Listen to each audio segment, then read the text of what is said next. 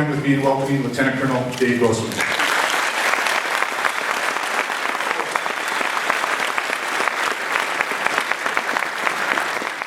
Can we all agree one of the worst things that could ever happen is somebody coming and kill our kids, yes? And we live in a world where people are coming to kill our children. And our enemy is denial. Denial is a great big fluffy white blanket. You pull up over your eyes and pretend the bad man will never come. Our children are more likely to be killed by violence in the school than every other possible cause of death put together. It's been a war against transnational gangs. And there's more loss of life in Mexico than all of Iraq and Afghanistan put together. And it's coming our way. So, the murder rate is being held down by medical technology.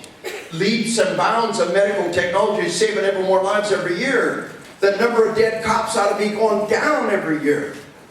The leaps and bounds of medical technology is saving ever more lives. And body armor technology and tactics and training. The number of dead cops ought to be going down every year. In America, in 2008, we had 42 cops murdered in the line of duty. In 2009, we had 48 cops murdered. In 2010, we had 56 cops murdered. Last year, we had 72 cops murdered in the line of duty. Anybody see a pattern here? There are warriors who rise to the challenge of the age. As a firefighter knows fire, you must know violence. There's knights without armor in a savage land out there too. They're not just all coppers out there. They're warriors, sheepdogs, rising to the challenge. And what I want you to understand, in this next hour we're going to tie it all together, is these individuals who are able to survive in the heat of battle, mentally and physically. We're going to tie all the pieces together, do you understand? Because a firefighter fights fire, you fight violence. The firefighter fights fire, he seldom uses fire. You fight violence. What do you fight it with? Superior violence. Violence is your tool. Violence is your enemy. Violence is the realm you operate in. You are men and women of violence. You must master it, or it will destroy you. And so for the rest of the day, we will study that toxic realm called combat. And one old Vietnam veteran, an old retired colonel, put it to me like this. He said, Dave, most people in our society are sheep. They're just non-violent citizens and only hurt each other by accident or extreme provocation. They're the sheep. And then there are wolves. And the wolf will feed the sheep without mercy. Are there wolves in the land? Are there people who will harm your loved ones and take pleasure from doing that?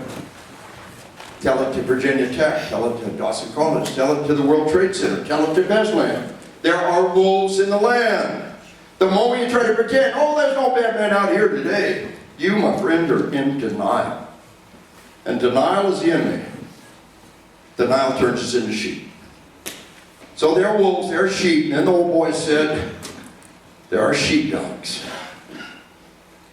He said, I am a predator too. I am a meat eater too. But I live to protect the flock and confront the wolf. Critical concept here, folks, critical concept. Only a predator can hunt a predator. Yeah? Only a predator can hunt a predator. Only a killer can hunt a killer. Are you emotionally, spiritually, physically prepared to take a human life? The thing that makes a sheepdog different than the sheep is the sheepdog is a predator. What makes you a predator is that you're a killer. Do you understand? A killer under authority, a killer dedicated to protecting the flock, the sheepdog. Now the sheep don't like having killers around them, do they? The sheep don't like predators very much. They'd rather you cashed in your fangs and sprayed it on yourself white and said, Until when? When do they suddenly change their mind? When the wolf shows up. Whole flock tries to hide behind one lonely sheepdog. Yeah?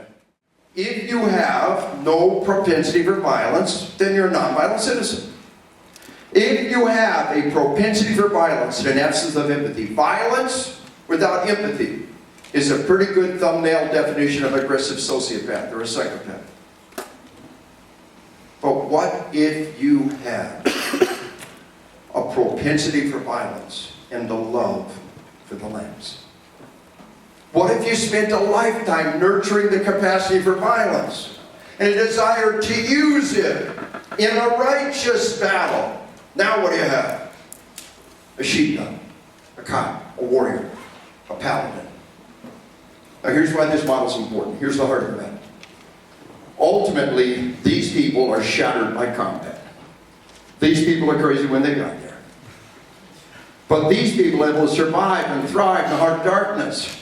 They're not psychopaths, they're not sociopaths, and they're not destroyed by combat. Whatever they got, we want it. These people are bulletproof. They're bulletproof. They can walk the heart of darkness and walk out unscathed. And dang it, whatever they got, we want it.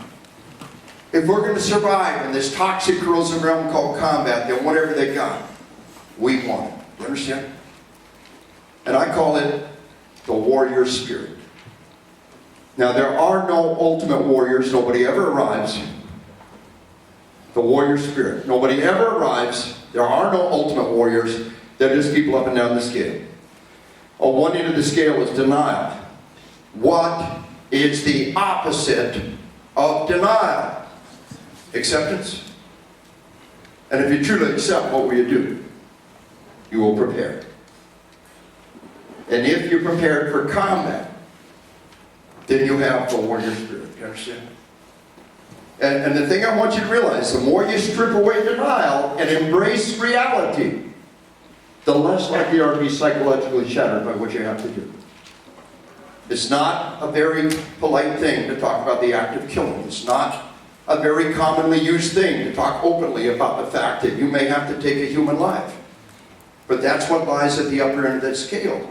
And what destroys them is that denial that they may never have to take a human life. Do you understand? And so when they're in the heat of battle, that 98% on Normandy Beach, when they're in the heat of battle, the taking of lives is one of the things that destroys them. But those who have embraced it, those who have prepared themselves, it's no big deal. We'll talk more about that later on. Just remember, there's people up and down the scale, and the goal is to move further up that scale, up the warrior path. And let me tell you how people up and down the scale think.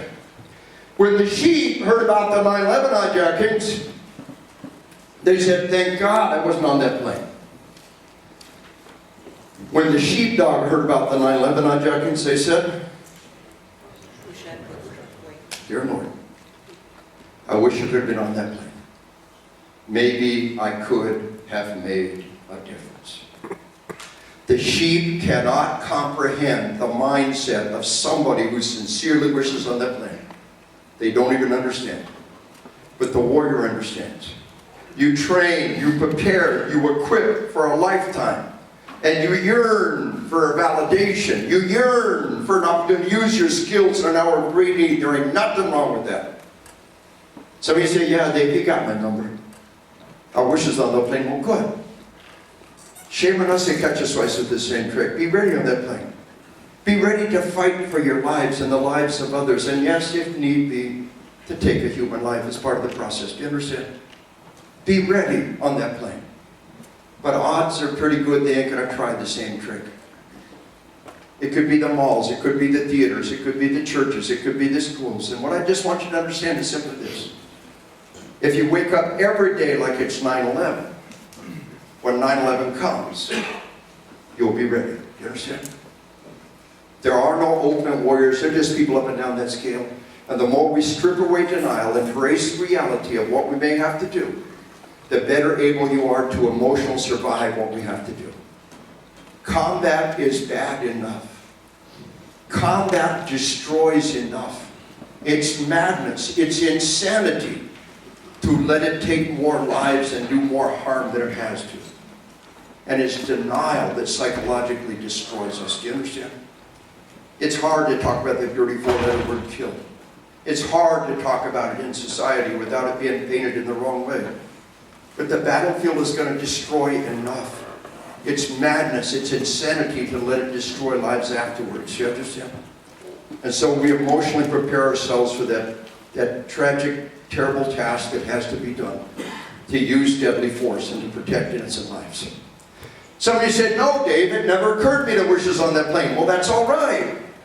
But I want you to ask yourself what it would take What kind of training? What kind of mindset? What kind of preparation? What would it take for you to envision yourself on that plane, leading those passengers, kicking the tail of 5 idiots with box cutters, and saving one of those towers, and win one of the greatest victories in the history of warfare? Because whatever it takes, you want it. Whatever it takes, you get it. Wherever you are in this scale, I'm calling you further up that scale. Strip away denial and embrace the professional norms. You see, step 1 in resiliency is motivation. Believe in who you are. Believe in what you do. The sheep are constantly cutting the legs off from under you. The sheep are constantly trying to convince you, no, we'll never need what you do. No, we'll never need it.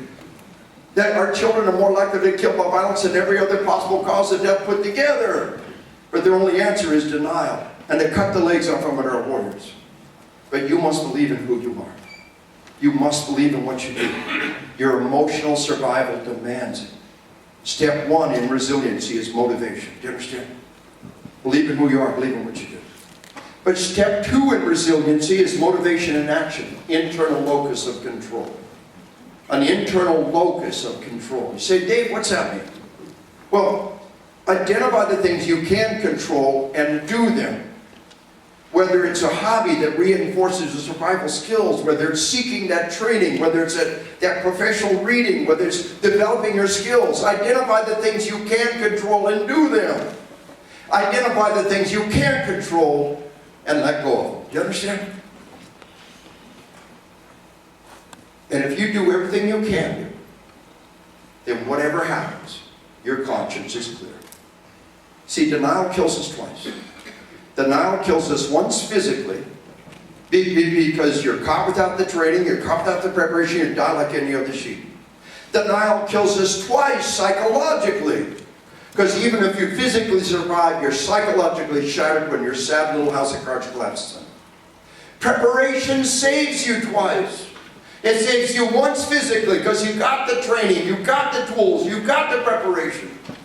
But even if that preparation fails you, even if that worst case scenario happens, you can live with yourself, whatever happens.